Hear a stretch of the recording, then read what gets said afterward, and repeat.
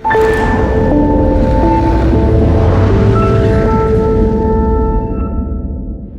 everyone, and welcome to the Generalist, where security practitioners come to look beyond niches, silos, egos, and hopefully build their competence and credibility. My name is Ilya Umanskiy. It is a great privilege for me to welcome Mac Segal to this conversation. We have been building a connection online. We unfortunately have never met. I wish we could, but the 2020 has been a difficult year for travel, as I'm sure you understand, and would have been a great opportunity for us to shake hands and meet in person, but we haven't had a chance to do so. But that doesn't negate the interest that I have in his view on the industry and his very insightful commentary about how our industry works, what are some of the bright spots, and where we can improve, which is, as I'm sure you understand, has been a theme of my episodes and everything I've been sharing online. And this is actually how we've been connecting. Now, to preface this, Mac and I don't agree on everything. There are obviously differences of opinion, and particularly because we come from a slightly different background, slightly different fields. But that doesn't mean we can't have a civilized, rational discussion and sharing our perspectives on different topics, different matters. And this is what I would like for you to take to heart. We are professionals coming from different backgrounds, putting our opinions together and trying to make sense of what's happening around us, what's happening with our industry, and how to, offer some good ideas for improving it. So without further ado, Mac, I'll pass it on to you to make a brief intro, and then we'll get into our topic. Thank you, Ilya. Firstly, thank you so much for having me. It's an honor and a privilege to be on the Generalist. I've watched many of the casts and the interviews, and it's kind of crazy that we've never met, because I feel like we have, and I know you. We've been communicating for a long time and commenting on each other's articles and sharing ideas, and it will happen this year sometime. It will happen somewhere in the world. We will shake hands, that's for sure. I really enjoy getting to have these conversations in the industry. Everybody has a different journey and a different outlook, and there's no one right or wrong outlook or viewpoint or way to do what we do. My journey started way back in kind of South African military and community volunteer security back in South Africa. And then I moved to Israel, was in the Israeli military, and they transitioned in the Israeli government service, and from there transitioned into the private sector. And all the way along, you kind of pick up pieces and pick up skill sets and learn more. And I guess if you're clever, you learn from everybody, right? You don't think, oh, well, my methodology, I'm so clever, these guys are idiots. It's no, actually pay attention to everybody that you work with and everybody that you come across. And that's how you build a broad knowledge base. And you don't look at the industry through blinkers, thinking that you understand better than others how this needs to be done. And the last 15 years or so, been on up in the private sector, fortunate enough to work for a great company in the corporate space, ultra high net worth individuals, and really was lucky enough to work in, well, pretty much a huge amount of countries on this wonderful planet, and experience different cultures, different security challenges, interact with different providers, different clients, different needs. Mm-hmm. And then just 1 week ago, launched my own company, which is EMEA focused, Europe, Middle East, and Africa.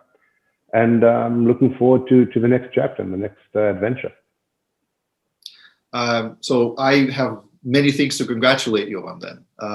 First of all, that you're describing your progression as a journey. I think that many of us kind of are starting to look at this, at our careers that way, that it's always a journey. And when you frame it that way, it helps you understand that you never stop learning, which is what I believe in. So, and it seems to me that this has been a major part of your career. I also want to congratulate you on distinguished career wherever you've been, but also recently starting your own company. And I wish you tremendous success. I wish you development of many more wonderful connections, both with clients and also inside the industry, so that people could really receive the great value that you bring to the table. I will just briefly go through the points we will be discussing. They're fairly general, but we'll get into each of them. And if we have to divert for a few minutes, we will, if it's of interest. So I want to start by looking at kind of the recent events. There are so many that some of us, like their heads are spinning. Just from the noise of different events. Never imagined that I could use the word noise to describe the volume of events and the critical incidents that have been happening. But unfortunately, that's what we're living through. We also, I would want to learn from you about your view of what good security looks like. Like, you know, we don't ask this question often enough, I feel. And this is something when I knew that there would be an opportunity to speak with you, I wanted to pose it to you. I also feel like it's important to highlight that not everything in our industry is broken, right? So it's important that I think you share with us and help me understand what works today. What do you think, where do you think are the bright spots in our industry? We then will look at what can be improved, of course, as a natural progression, and as a kind of a recently a typical message to the next generation of practitioners. I want to kind of close with that. What would be your direction, your guidance to the next generation of practitioners? What should they be thinking about? So, with that, let's go back to the recent events. Let me just throw a few at you. And again, I look at these without gravitating to either physical or cybersecurity. I'm kind of quite agnostic. I don't believe in these words. I feel like we should all have the opportunity to discuss and look at incidents in security across the board. Because all of this is about protection of assets, and assets exist across the entire spectrum. It's not just ones and zeros or human life, and we have a lot of different assets in between. So I've been obviously monitoring two major incidents and one interesting industry development. So the first one was the SolarWinds debacle. So it's interesting to me on many levels because I looked at, again, a repeat of a third-party compromise. I looked at the way SolarWinds has handled their own protection historically and what commentary is coming through, and that protection appears to have been lacking, even after commentary by their own security, let's call them consultant or in-house consultant, whatever that may be. I also am interested in this because it really demonstrates how vulnerable not only the private sector could be, which there are a lot of clients of SolarWinds that are in the private sector, but the government, even though we've had so many budgets spent on improving protection measures around computer networks, particularly in the government, and not just in the United States. So the next event that I almost put in almost like a call it the flip side of this, right, is the DC riot, right, where only from I'm not gonna ask you to touch on the politics unless you want to, but I looked at it as a practitioner, and it was stunning to me to see how it seems, at least based on the information we're all receiving, that the reason for the failure of protection is in first of all, lack of communication, lack of appreciation of threat intelligence, which was available, and in miscalculating the capability and preparedness of the personnel that were placed at the facility, as well as what I would call physical protection layers for the facility. So those two, and why don't you, if you don't mind, why don't you share with me what your thoughts are about these two incidents? Because, like, even though that they appear to be at different ends of the spectrum of asset protection, they do have a lot of parallels. So I just wanted to get your thoughts on that. Firstly, I completely agree with you. Security is security is security. The same as a crisis is a crisis is a crisis, right?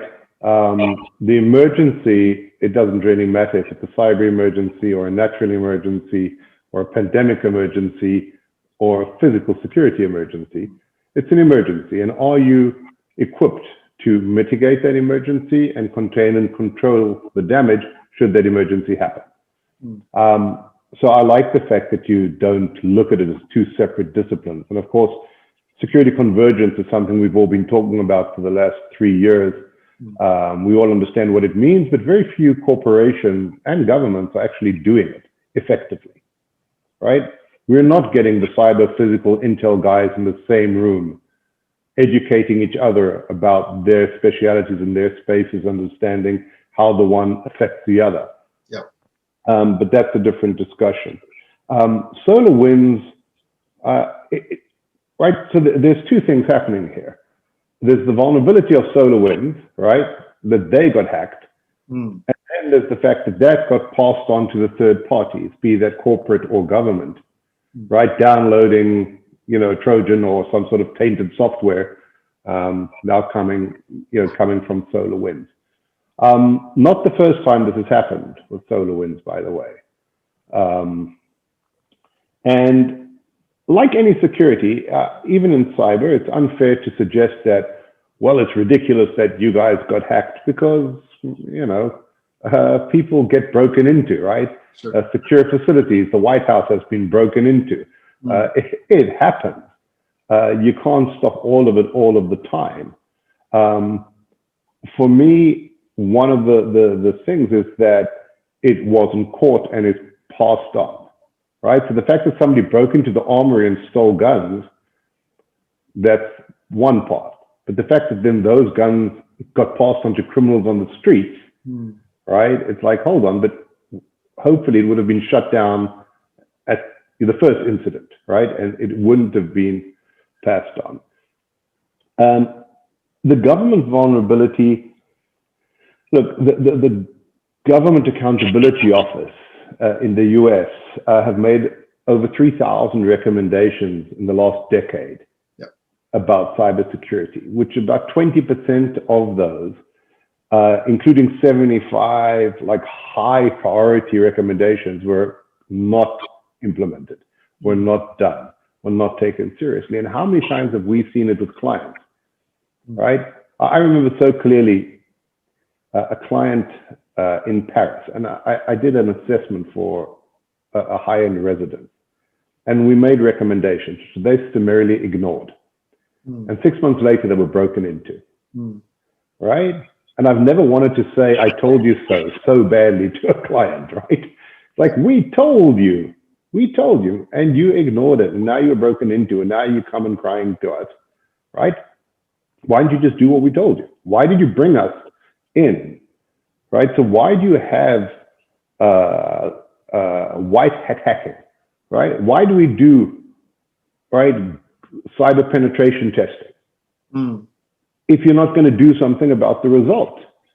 So you're asking me to test your systems to see if I can get through your firewalls and through your protection. I succeed. I give you a list of recommendations, which you then put in file 13 and don't implement. So why did you bother spending the money on the pen test in the first place if you don't actually want to fix it? And when you're at government level and you're getting recommendations and your entire country is pretty much on the grid, right, on the net, your electricity, your water, like your traffic lights, air traffic control, everything is run on the internet, right, or through some sort of network, right? You would think that you'd want to take that very, very, very seriously. And sometimes it's a little bit shocking to go like, oh, that's interesting now that everyone's going, well, we warned them and people knew about it and they were forewarned and it was no surprise that. And you're like, well, if there's no surprise, maybe we should have been thinking about mitigation a little bit more.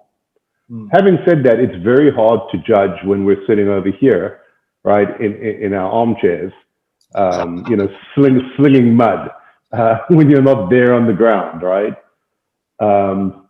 Which I guess brings me to Washington.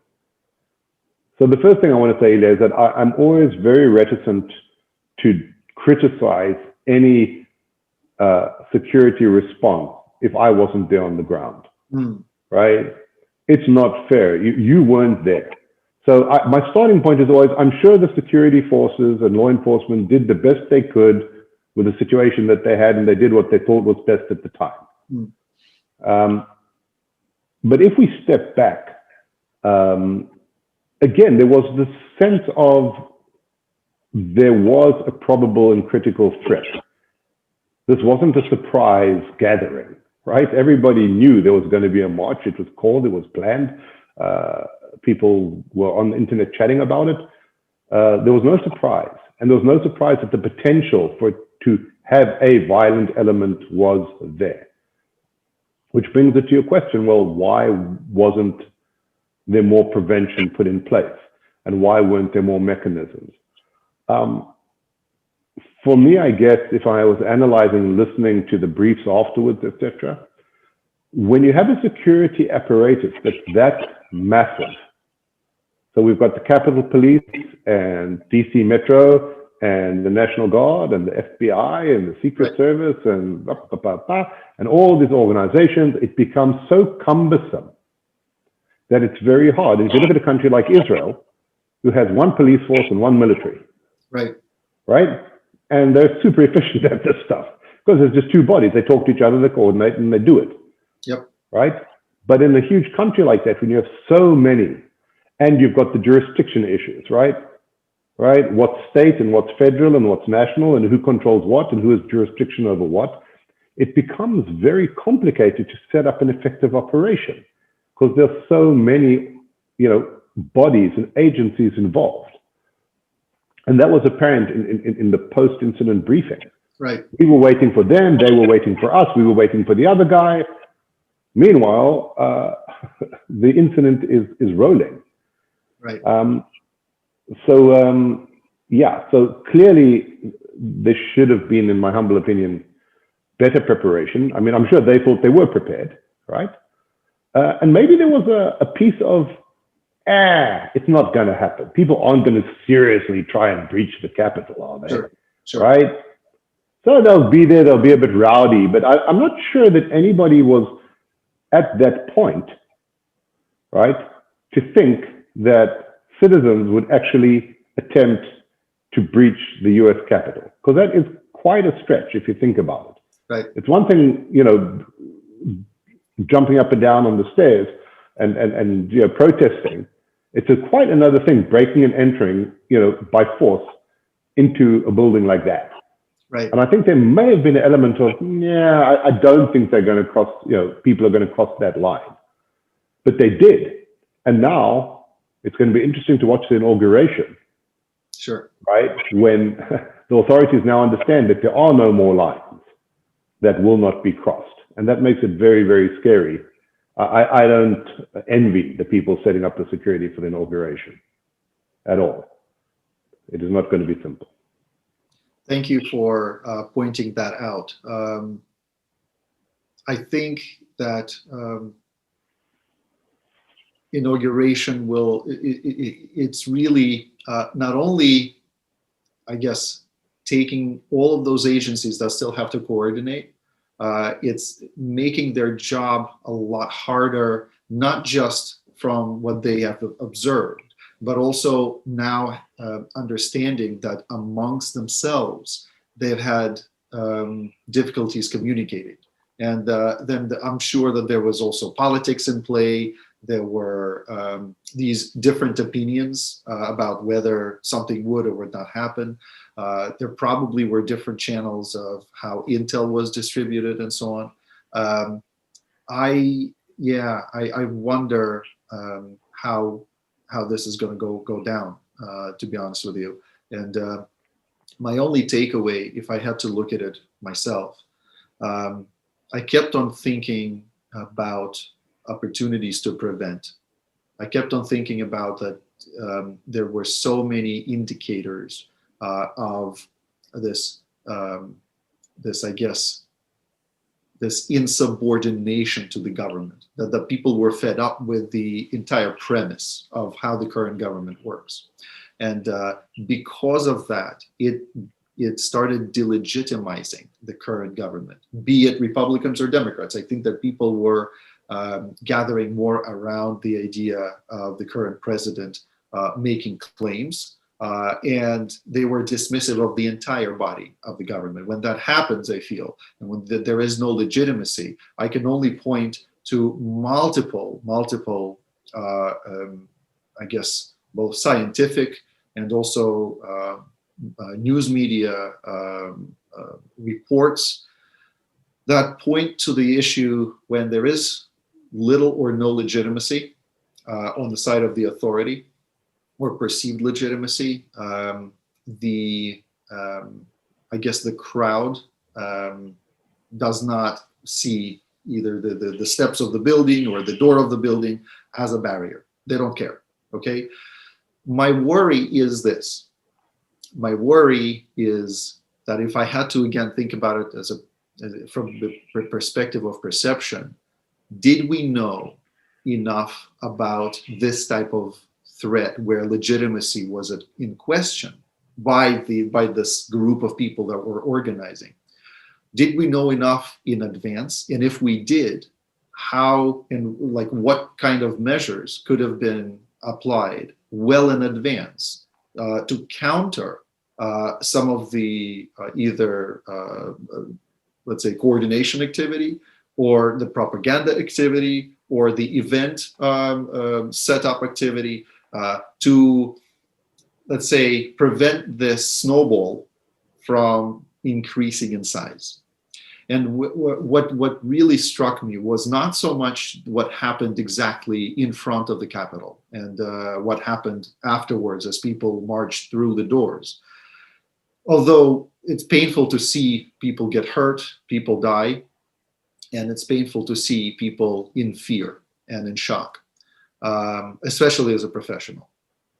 My worry is, did we have enough to work out advanced prevention? And could there have been something done to avoid this incident from happening in the first place? Avoid this march, avoid this confrontation, if you will. Because to some degree, people did realize that legitimacy was questioned. And when that happens, like I said, to what extent can you actually facilitate protection? And you're absolutely right, making a point about that well, let's call it a security force in general, right? That they probably had a general idea. They've done many events before. They have experience in dealing with these things, and they were relying on history of these. And they probably were confident about their ability, even though I know that there were requests in advance of this to enhance the force and better equip and bring more people to either on standby or more officers to the facility. I I wonder, did we miss opportunities to prevent? And that's what's been kind of percolating in my mind. It's an interesting point. I think there's two things you touched on, right? Like, could something have been done to prevent the march, right? But in a democracy, it's a real fine line, right? Like with the freedom of speech and the right to peacefully protest, right? So if we start shutting that down, right, not to get into the politics of it, right, but it's a slippery slope. I think what happens is, 9/11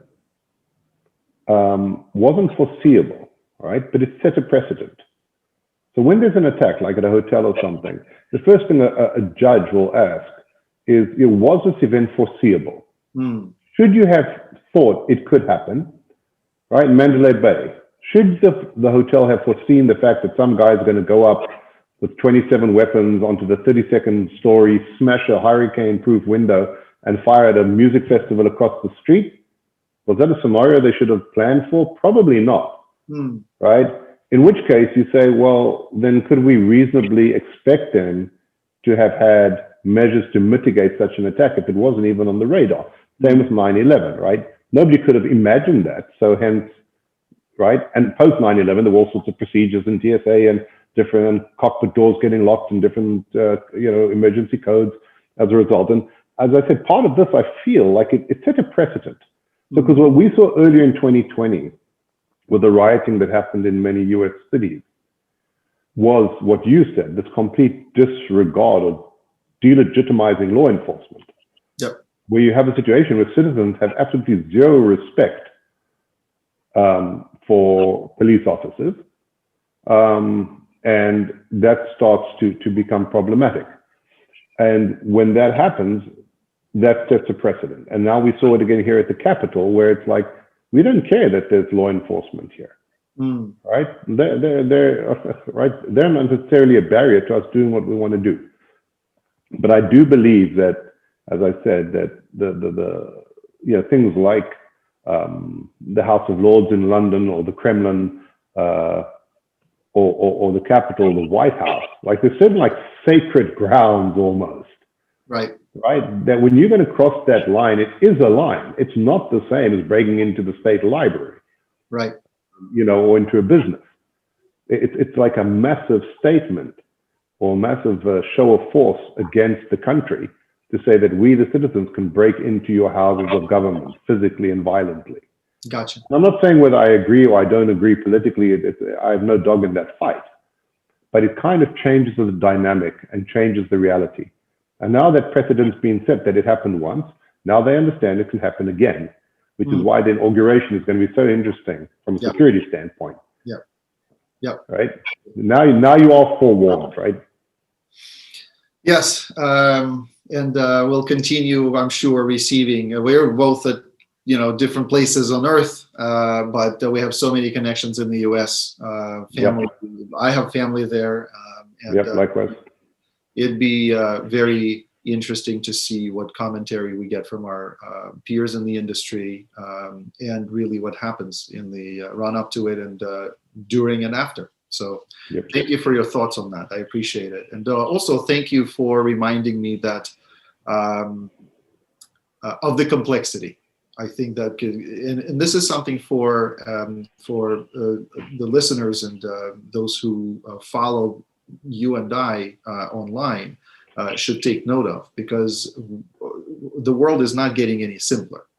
I can tell you that. And these things are far more complicated than any practitioner could imagine. And so it makes it so much more difficult to find workable solutions to these very unique, very unusual problems.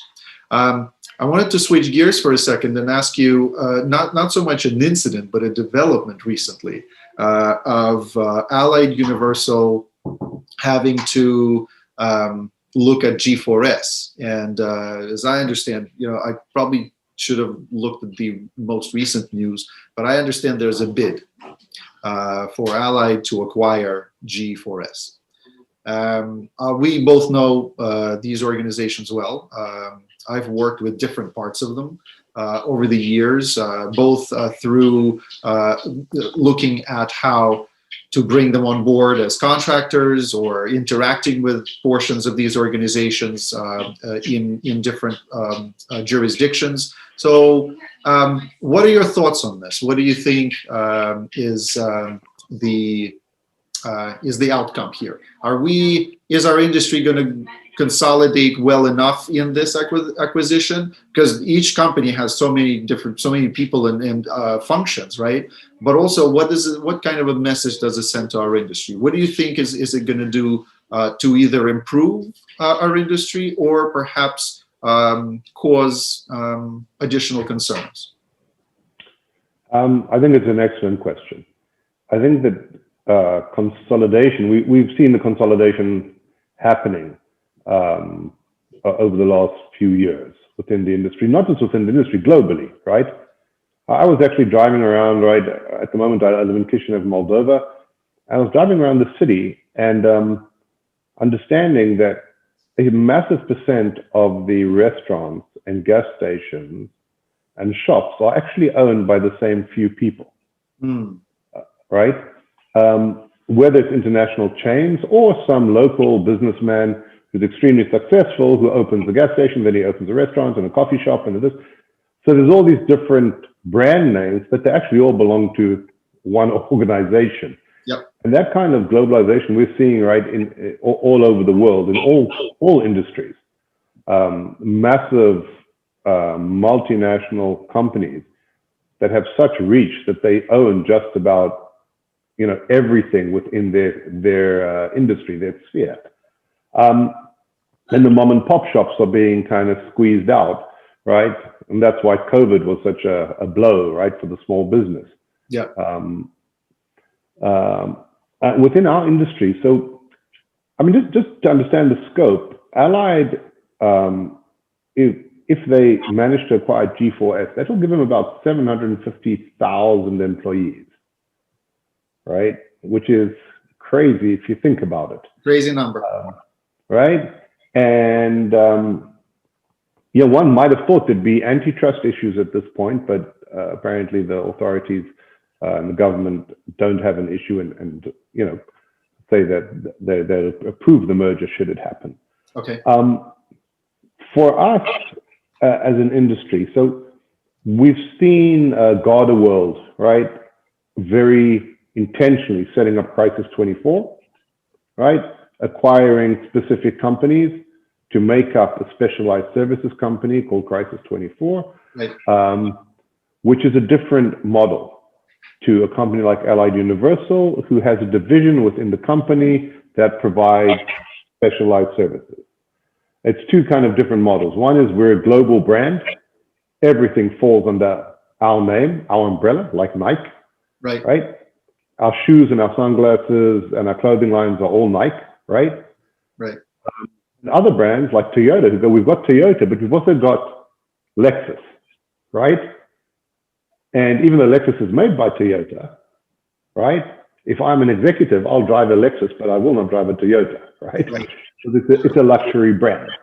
So it's two different approaches to the market. And Allied have one approach and Garda-World have a different approach, right? They called Crisis 24, Crisis 24. They didn't call it Garda-World Protective Services or whatever. And they made it kind of a standalone entity for specialized. So it's kind of two interesting approaches. One is we're a global brand. The other is we are a global brand, but we have specialists and we're going to brand them separately. Sure. What it means for the industry, me as someone who's just opened a consulting company. So I definitely think there's room for companies like ours, because many of our clients, let me step back a second. So my friend and colleague, Brian Jansen, he often speaks about the term trusted advisor, right? That's what we need to become to the client. It's almost like a lawyer or a doctor, right? If you have a lawyer that you like, no matter what the legal issue, you call him or her and you say, hey, I was in a traffic accident, I should do this. I've got a problem, you know, with the tax authorities, but you've got your go-to lawyer and your go-to doctor, right? And clients like to have that trusted advisor in a security provider as well. They want their guy. Right. So I might work with your company, but I actually work with Ilya. I come for you, not your company. And if you move, chances are clients going to move with you because they trust you, right? And when companies the size of Allied, Garda, G4S, I feel that that personal connection gets lost. And that relationship of trusted advisor doesn't really exist because the organization is so big and so generic.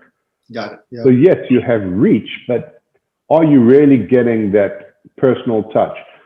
Are the agents on the ground really going to know your client, your principal, their preferences, the way they like it? I've seen principals who we worked with for years who then, if people left the company, they'd say to their head of security, look, I don't care who he works for, but when I get off the plane, I want to see this guy, right? I want to see Bob. I don't care what company he works for, but I'm comfortable with Bob, and that's the face I want to see, right? And I think that gets a little bit lost with these massive companies. So I think we're going to see more consolidation over the years. I'm going to think we're going to see these big companies still trying to hoover up anybody who's kind of succeeding and leading the industry. I also, and forgive me, maybe this is uncharitable, but with the massive companies, I don't always feel the passion for our industry and the care coming through, right? So, I've sat on many panels and conferences with people, right? From whether it was when I worked with A Solution, and we had guys from Gavin Debacle, and we had guys, from all different security companies around the world, and they were there contributing to the industry, doing podcasts like yourself, helping to strengthen the industry, right? There are many people who do that, conversations in close protection, with an ACES to it, and all these good organizations.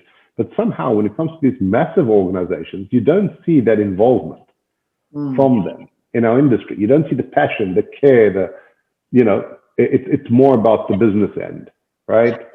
And an IPO and the balance sheet, which is absolutely legitimate, right? It's absolutely fine and good. It's business.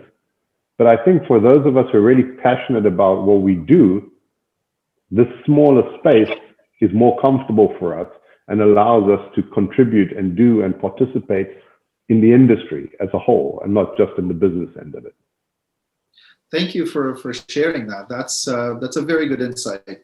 I feel like it is likely that this image of a trusted advisor will be something both organizations, when they become one, if they become one, they will still have to earn it. And I've long held a belief, particularly like as I've been a consultant for so many years, that at some point it becomes less about the brand and more about, like you said, individuals who represent the brand and what they can deliver for clients. And clients typically will look for assistance from those individuals, sometimes despite geographies, despite situations. You always want almost this feel of relationship management, if you will. There could be other practitioners delivering service, that's fine, but the relationship management stays with a single practitioner or a group of practitioners. I think there is a tremendous opportunity. Now, it comes with a caveat, right? As anything does, right? I think there's a tremendous opportunity because should they merge, it would be fantastic to start to open the door for the most junior ranks within their organizations to start feeling as though they can progress and become practitioners in their own right. What a fantastic pool of candidates. So I've always looked, and I've said it in a couple of episodes before, that I've always felt like this is the one service that large guarding companies, let's call them, right? Obviously they're more multifunctional now, but let's call them guarding firms, right? That these guarding firms have not been delivering to our industry. Is I've yet to see CSOs of large organizations who have grown up the ranks through guarding firms. Okay, would be a fantastic, let's call it what, rags to riches story. But I think there's such a fantastic international pool of talent that these companies have amassed. It's going to be interesting to see how they're going to cultivate it, and what the industry will be telling this newly formed company. Should it, again, and even if they exist individually, I think the industry also has this capability to tell these companies to develop talent, because they have the scale, they have the capability, and they also, if the conditions are properly set up, they can actually cultivate a fantastic cadre of future in our industry. I'm optimistic about what this could bring, but of course, like I said, everything has a caveat, everything has a set of concerns and risks. What I do want to kind of leave as a final comment on this is that there's always going to be this reputational issue because of the fast pace of news, how the news spreads around the world, how things become viral, with this scale of operations, with this number of people employed, right? Imagine if a G4S operator is on, let's say, protecting a government facility where there's an attack and they do nothing. And their background check demonstrates that they actually have a couple of prior offenses, right? And is it unheard of? No, it happened before. So I only feel like you're scaling up, but you're going to be facing a barrage of reputational issues going forward. And how those will be addressed, how these companies will figure out how to actually be trustworthy, because our world needs more than ever more trust in organizations. If you simply, I keep referring to the source called Edelman Trust Barometer. I can only, again, refer people to this new report. They just published something, the new Trust Barometer in the last, 48 hours, I feel. That trust is lacking across the board, governments or private sector, whatever. How this merger can help solidify trust, both for those companies, but also for our industry, I think that will be an interesting story to monitor. So thank you for sharing that. Now, we've talked about incidents, we've talked about this new development with the merging companies.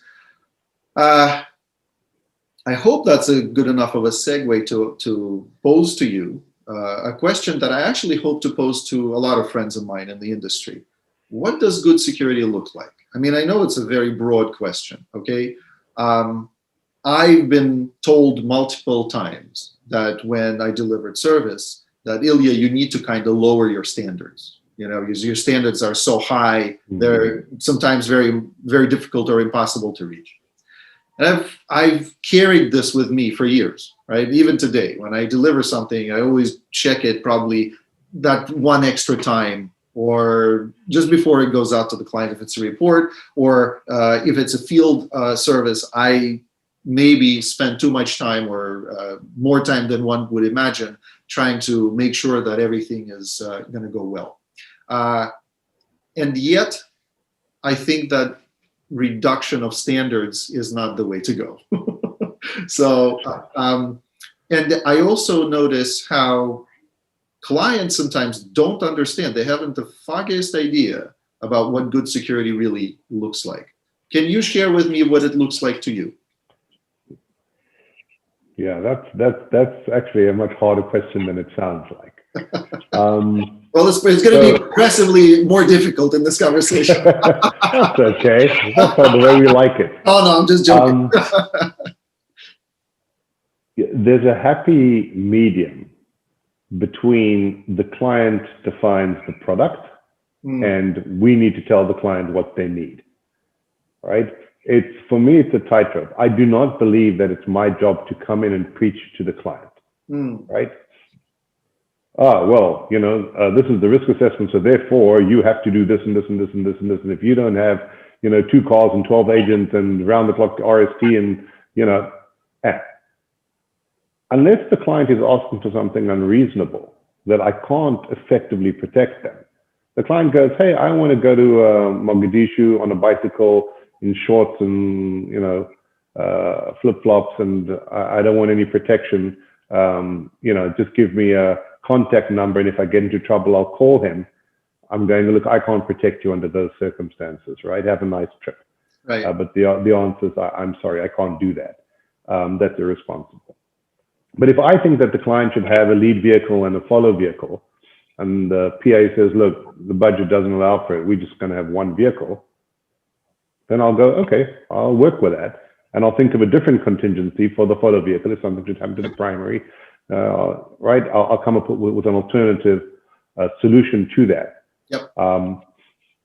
So the client needs to be comfortable, right? If the client prefers a low profile or a covert approach to their security, no, I've got to be, you know, off your right shoulder, not more than, you know, 3 feet away from you, sir, at all times. Well, the client's like, no, I don't want you looking over my shoulder. Sure. Right? If you're not skilled enough to work covert, then I'll find someone who will. So there's this thing about the client defines the product, and there's this thing about, all right, but I'm the trusted advisor, right? So I'm telling the client, look, this is what I think would be best for you. But that has to be a conversation.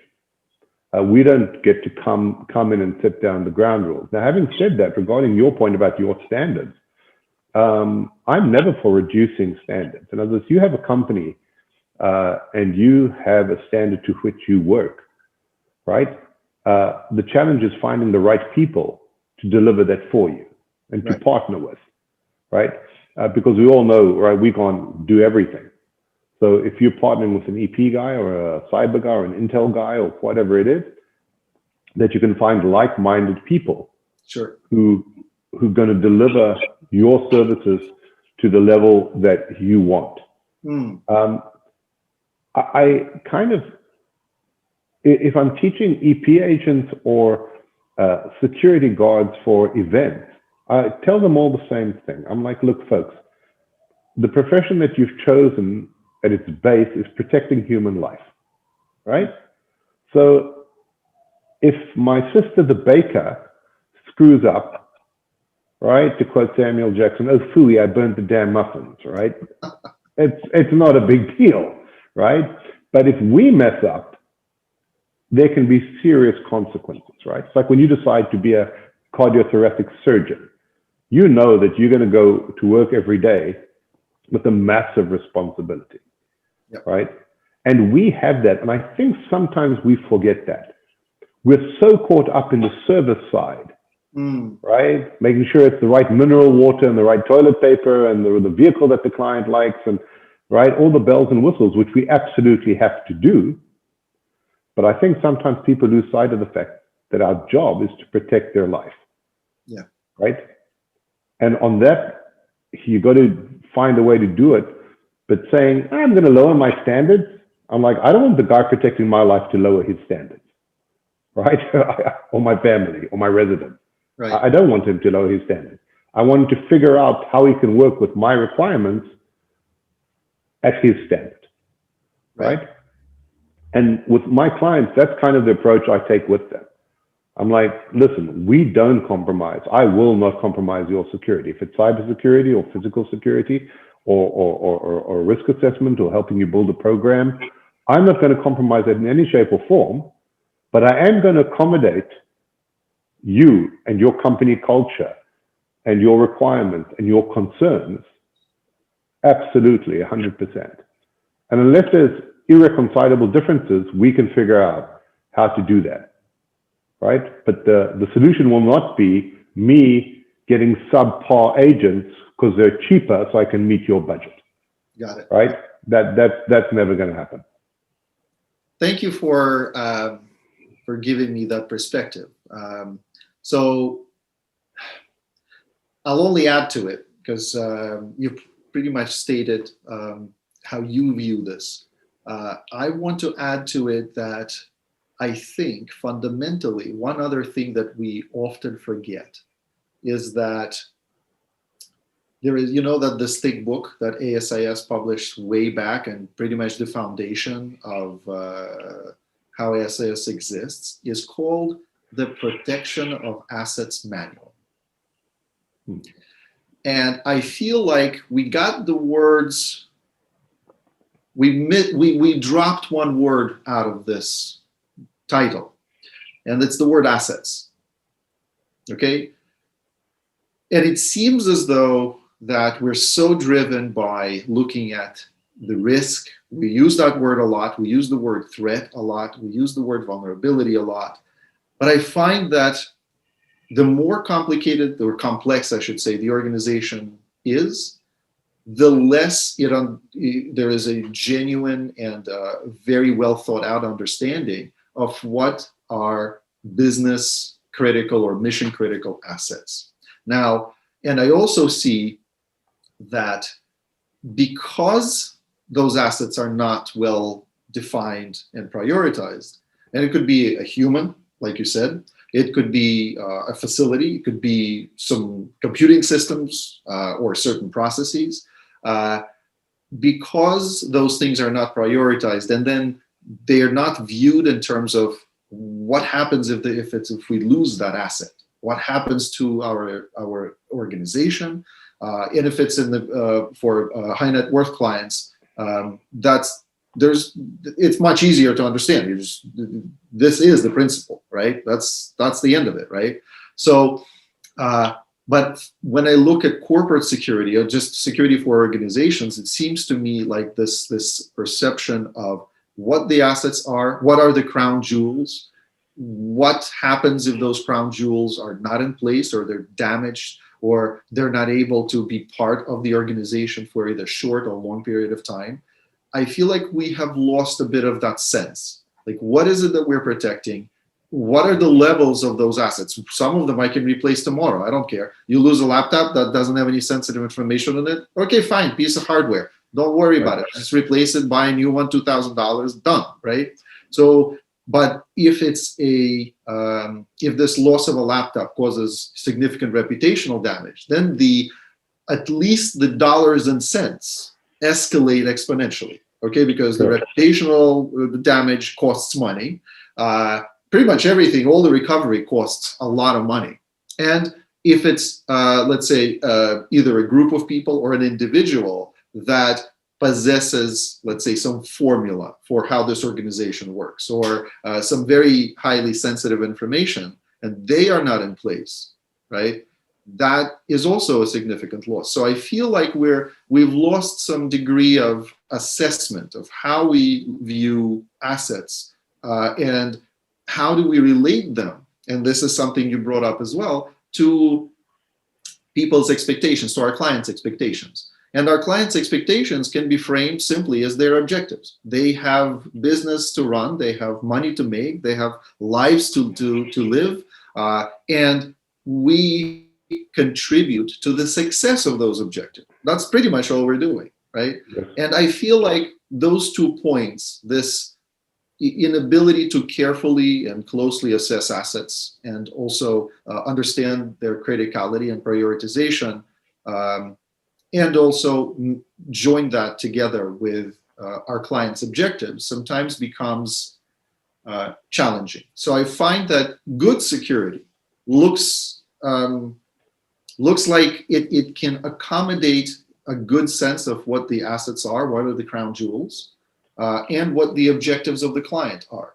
And once you understand those, it seems to me that the job becomes a little bit more straightforward, I feel. Yeah, it obviously comes with a lot of necessity to plan, to manage, to align resources, to find competent, capable people, like you said.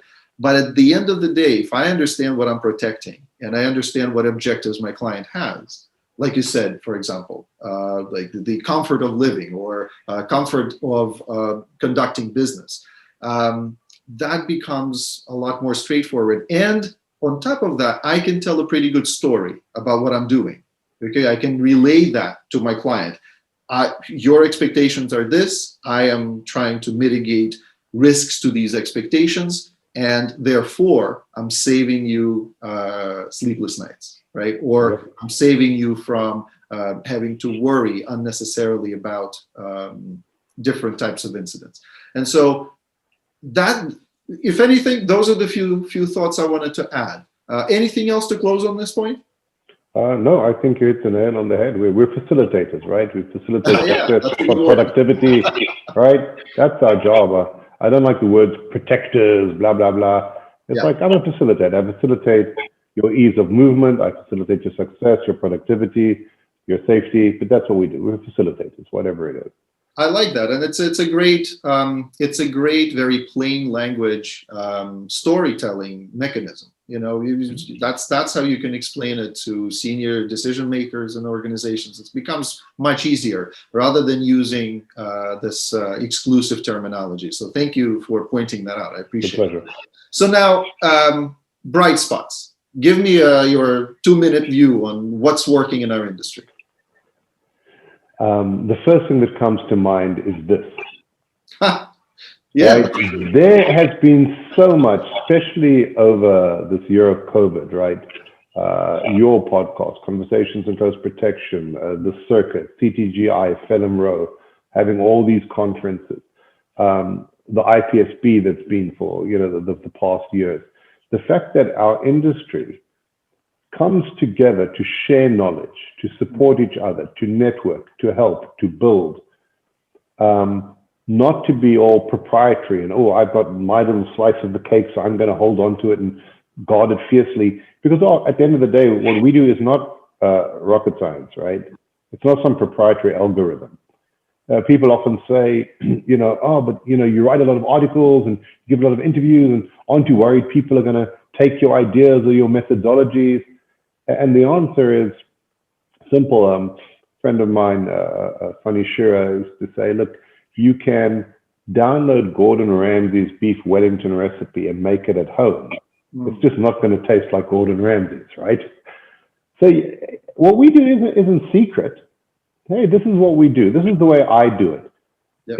I'm going to share that with the rest of you guys and girls. And if that helps you in some way, if you can use that, you know, that makes me happy. That's great. So for me, a major bright spot is the fact that so many top-end professionals in our industry are willing to have these conversations and participate in these conferences.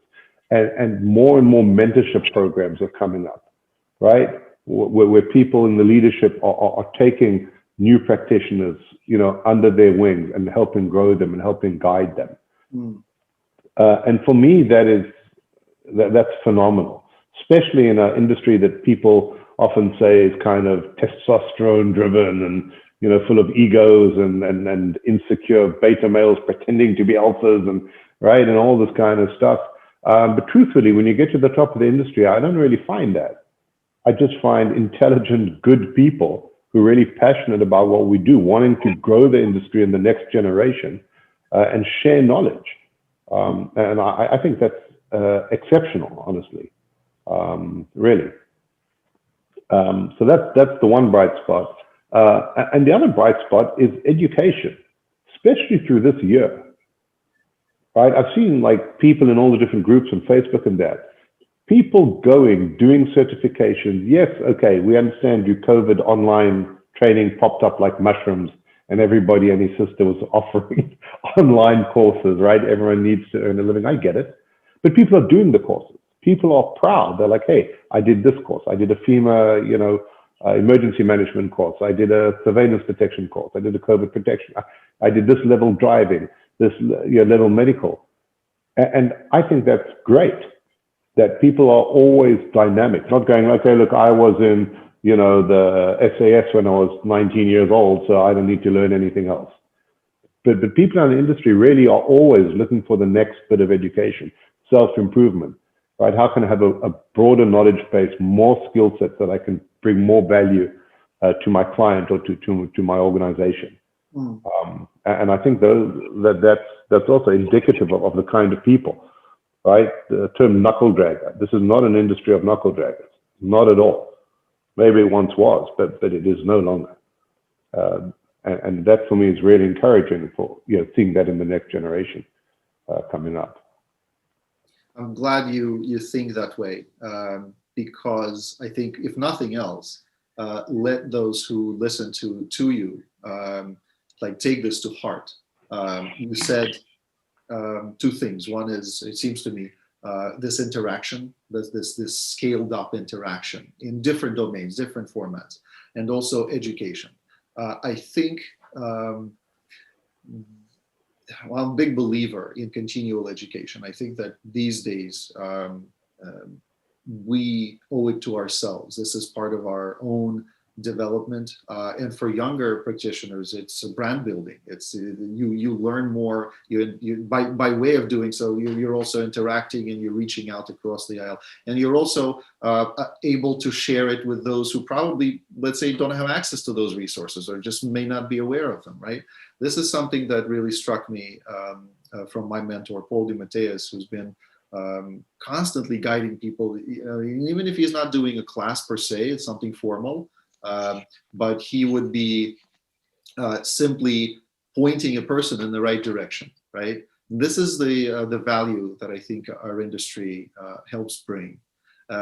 So thank you for that. That's really great. Our industry also has this diversity. I like that.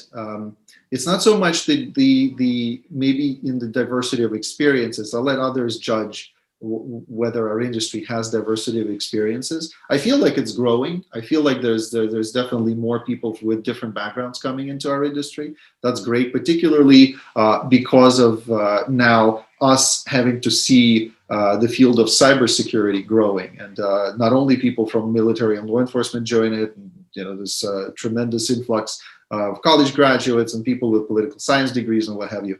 And the same is happening on what we term as physical security, right?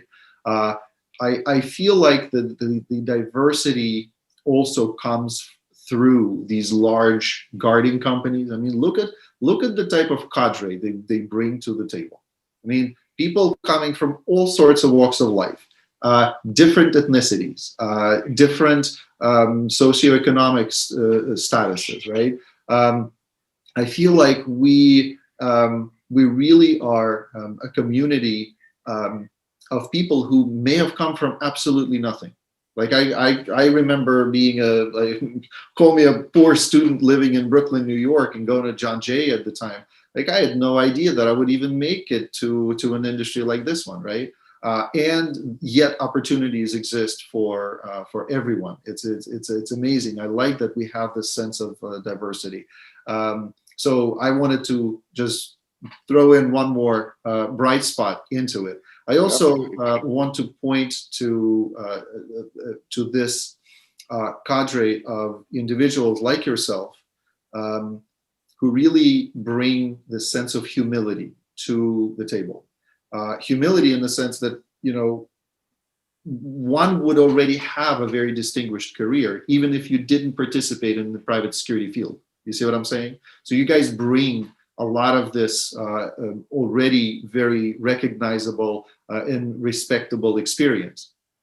And yet we have someone like yourself and many others that young practitioners can learn from and see that each person like yourself had to remake themselves as they were coming into this industry. And I like the fact that a young practitioner could see how someone like yourself may have done it, that they can understand the plight and look for ways to improve it, let's say to make it a little bit more attainable, more accessible, more universal, and look for these, let's say, tricks of the trade, tricks of transition, if you will, how to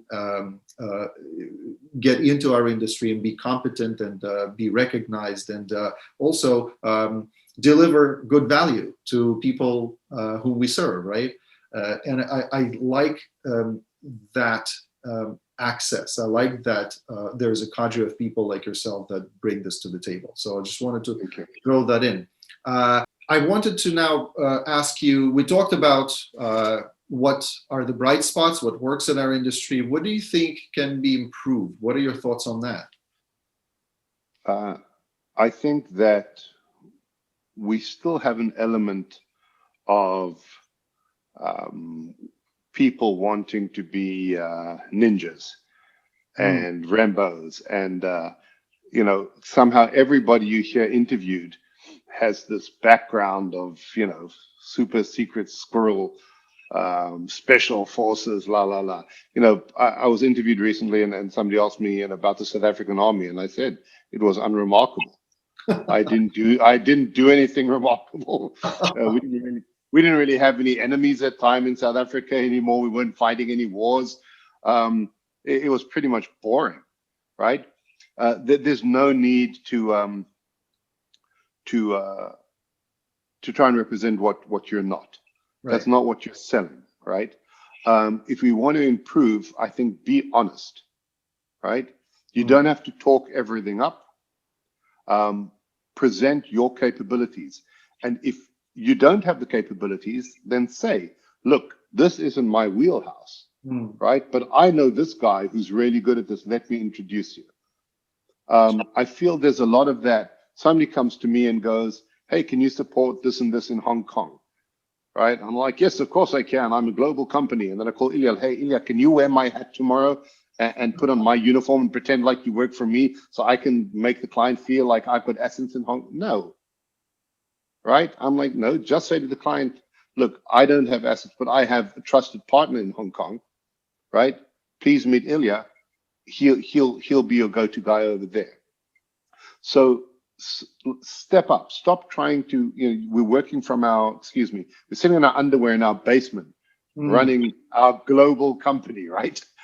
With a website that looks like we got a penthouse suite, you know, on Fifth Avenue, right?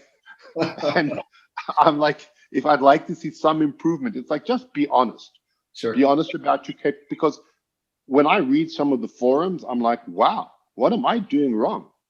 Everybody else seems to be making millions of dollars and, you know, doing all this stuff the way people go on about it. Like, just be honest. Be honest about your capabilities. Be honest about where you're at. If you need help, ask for help. Sure. Partner with good people. You don't have to come across like king of the world all the time. I think that the clients feel that honesty. I think, like you spoke about humility, right? Just present what it is, your capabilities, and partner with the right people. You know, if we as an industry all want to do better, right? Instead of trying to steal some of your slice of cake, why don't we all cooperate and just make the cake bigger? Sure. And if the cake gets bigger exponentially, we're all going to get a bigger slice, right? Don't look at your colleagues as competitors. I don't think of anybody in this industry as my competitor. And that's not arrogance. It's not because I think no one can compete with me. I just see them as colleagues. They're people who I want to work together with to do better.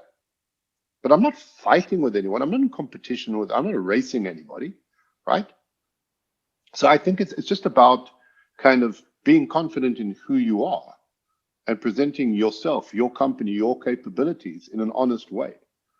And I think if we could improve that in our industry, instead of all this kind of bravado that we see going on, I actually think we'd elevate the industry. That's one of the great things, about the IPSB, is you just got everybody coming together, and you've got guys there who've got 30-year, companies that have been 20, 30 years, top guys in the industry, and you've got solar practitioners, and everybody's sitting around having a drink together, having a chat together, sharing information, right? And there's no hierarchy and there's no rank. And I think that's wonderful. And we need more of that.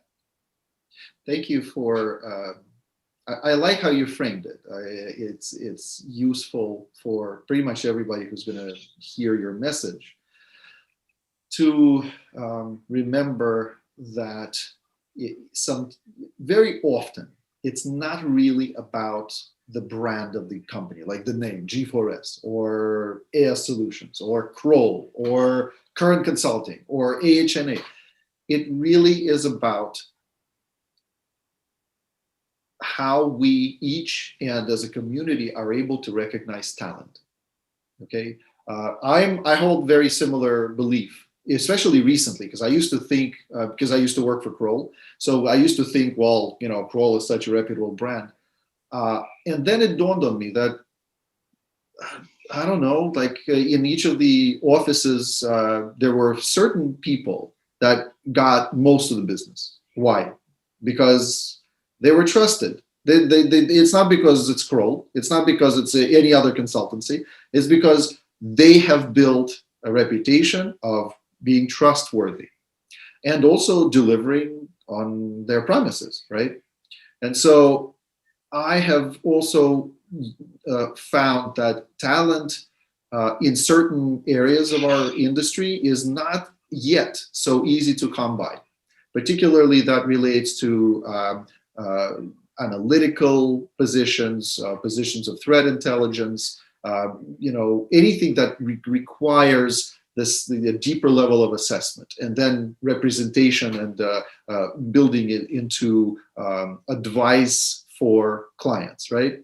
And I tell you, I see this, like somebody also made comments to me like, oh, this, what are you doing? You're talking to a competitor. Why are you sharing information with them? I'm like, no. Today that you may view me as, you may view us both as competitors, but tomorrow I might need their expertise on a project.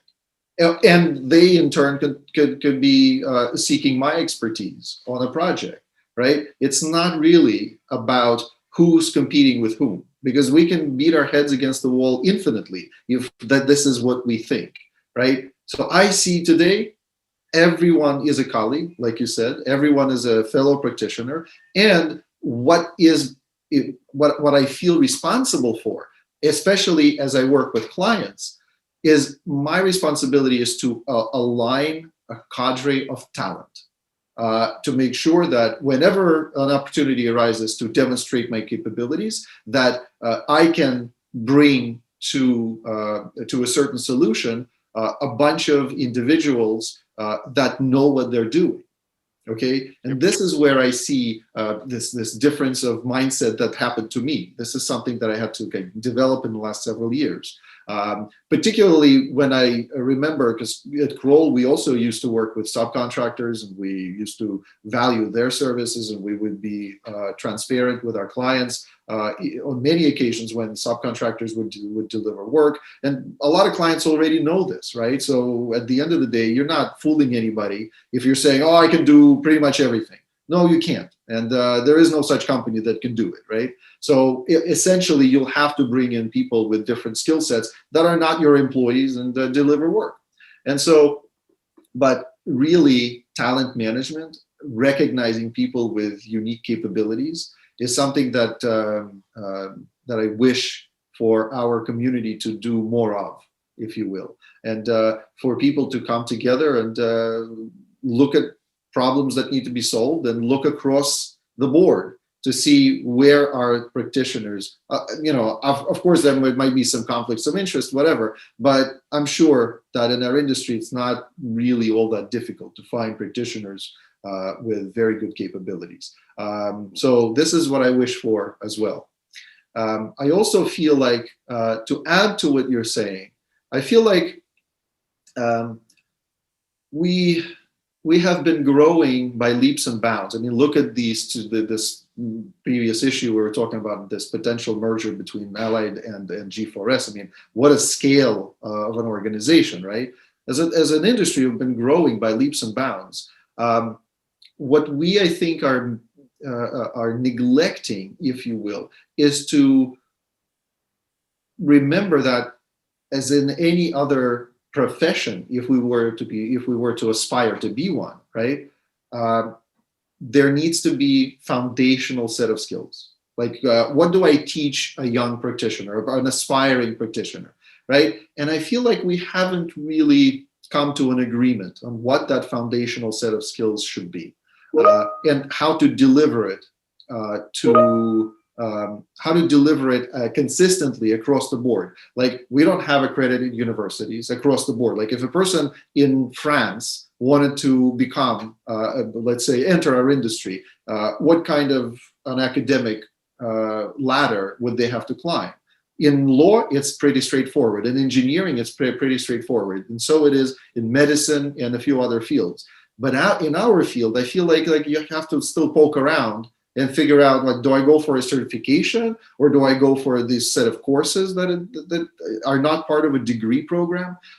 Or if there is a degree program, am I studying really security, or am I studying kind of political science? Am I studying national security versus protection of assets? What am I doing? So I think there's still a lot of obscurity. So if I had to offer like a wish that I have, I'd want more transparency and uniformity in terms of our baseline education for those who wish to either retrain for our industry or those who wish to enter our industry with just a fresh set of eyes, right? That don't know much about it, but they want to learn and they want to understand what kind of a ladder they have to climb.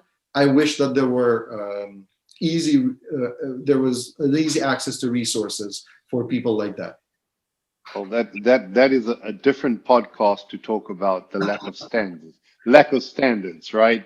which is a massive debate, because if there are no standards and there's no requirements, right? But if we have standards that have requirements, well, that starts to define that whole discussion. But that's a whole separate ball of wax, as they say. Yes. And so now that we're at conclusion of this conversation, I'm very grateful to you that you have an opportunity to speak with a variety of people, and you get invited to speak with so many practitioners in our field and do a lot of interviews and conversations. I'm grateful to you that you saw value in speaking with me, and I appreciate it.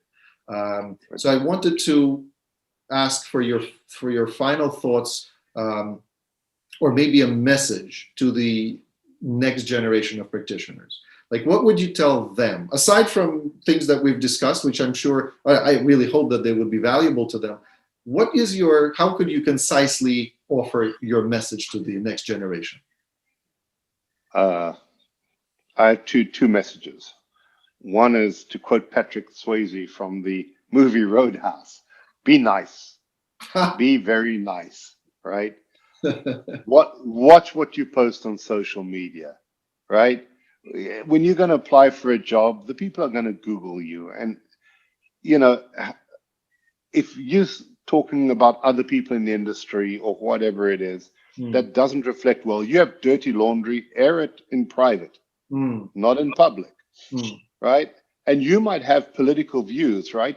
But let's say that Ilya is the CEO of a high-tech company, and you write all sorts of nasty things and post nasty memes about Ilya on your Facebook page. How can I hire you to protect him? Sure. Right? You're shooting yourselves in the foot. So be nice. Get on with everybody. Learn from everybody. Speak to everybody. You got to be the person that when someone says, hey, do you know someone in France? Everyone should say, oh, yes, go to Jean. He's a great guy. It doesn't matter how many diplomas you have and what secret service you're in. If you're not personable, if people don't like you, if people don't trust you, if you're not a pleasure to work with, people won't work with you. It doesn't matter how good you are. If you're a pain in the butt to work with, I'd rather work with someone else. I want to be a positive experience. I want to be the guy that everybody wants to call, right? So be nice, behave yourself, like a decent, respectful human being. I know it sounds quite elementary, but it's really not, because so many people get that wrong.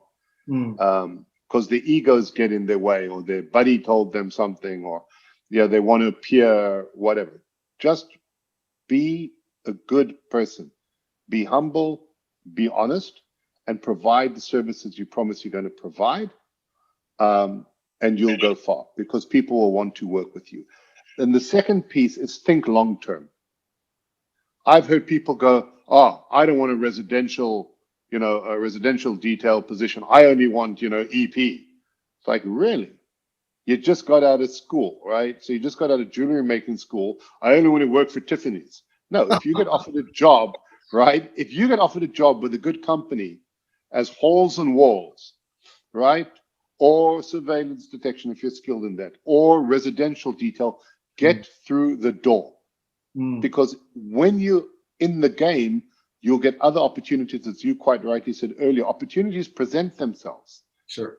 And maybe you're on the residential team for a year, and then somebody drops off the EP detail, and the EP lead goes, hey, that guy, from the residential team, actually, he's really been great. Maybe we should look at him for the EP team. But if you're sitting at home in your living room bitching about the fact that you haven't been given an EP position, then you'll still be sitting in your living room. So get out there. If they haven't heard of you, they're not going to ask for you, right? So get out there, be visible. If you have opportunities, take them. If somebody offers to interview you or to put you on a podcast or to put you on a panel, do it. Go to conferences like the IPSB, network, shake hands, give your business card, become known, have an opinion. Don't be arrogant, but be confident. You can comment on a post if you have an opinion, right? Sure. Don't comment, oh, what were those guys thinking? They were idiots, right? Right. But make intelligent comment. And people will go, oh, this guy's interesting. I've seen this John over here comments regularly on LinkedIn, and he's actually got some quite good input. Maybe I should be interested to have a conversation with this guy. Maybe I want to employ him. Maybe I want to use him as a sub, right? But be visible. Think long term, right? Think about developing a reputation and a brand, right? And becoming a trusted advisor, not just to your clients, but to this industry. Right, a lot of our business, as you know, Ilya, is B2B, right? It's not B2C. It's business to business. Sure. Right. So you want to become a trusted advisor to the industry as well. So build yourself, build your personal brand, and reach out to people like Ilya, like Phil Rowe, like Chris Story, like Chuck Randolph, like Elijah Shaw, like Ivor Terrick, like myself. Reach out. We will mentor you. We will help you. You're welcome to reach out, contact me anytime. Anytime somebody wants to chat, get some advice, talk about their career, more than happy to do so. Like, use those resources. I'm glad that you also mentioned some of the people in your circle and that you've worked with. I hope that people will take note of the level of access to practitioners that's available. I can only add here that to the point that you said, when people enter this career, our industry, when they're fresh and they haven't really put in a lot of time working in our industry. Getting through the door is very important, but not only opportunities will present themselves, but be a thinker about problem solving too. When you come into a position, whether you're doing residential security somewhere, or if you're standing post somewhere for working for a guarding company, or if you are a young threat analyst, look around yourself to find opportunities, not just for you to grow as a professional or in our industry, but also think about what can you be solving around you. There will be a plethora of different things that you can easily help solve. And you can either help your team, or you can help a client, or you can help even people who you may not be as closely familiar with, or people who may be working in parallel functions, right? Be ever mindful that your demeanor with which you approach your job really matters. And if you're able to be humble about what you do and deliver good work for let's say, for the position that you're in, but also if you're helping in parallel solve people's problems that may not be directly related to your scope of work, isn't that a good testament to what kind of a person you are? Now, doesn't mean that you have to abandon post, if you will, and go and solve all the rest of the problems while forgetting what you're doing. Not at all. What I'm suggesting is sometimes just a couple of suggestions may take you a long way, and people will react and say, yeah, we should have thought about that, right? So I feel like continually being a person who shares their opinions, who shares useful suggestions, is sometimes good enough for you to be recognized for a problem solver that you can be. So I could only add that as a closing comment. With that, we can talk probably for another 5-10 hours about different things. You mentioned education in our field and so on. I would be delighted to have you back. We can build a new set of questions, new set of things we can talk about. I'm sure that opportunities will present themselves in the near future. I mean, look at the state of the world. Look at what COVID is doing to us, what the U.S. politics and the global affairs. There's a lot to look at. But most importantly, I wish you a very good year. I wish you great success with your new endeavor. Thank you. And I wish you to stay healthy and also have joy in your life this year and beyond. And please share with me as we move forward your successes, and I hopefully will contribute to them in one way or another. And I look forward to meeting you in person finally, hopefully this year. Well, Ilya, just thank you so much for this great conversation and for your friendship, ongoing friendship and support. Thank you for having me on the Generalist. It's a pleasure and a privilege. And yeah, so I wish you the same. Just 2021 should be a great year for everybody, and a better year and a healthy year for everyone. And hopefully we can all meet up in person soon. Thank you so much. Stay well.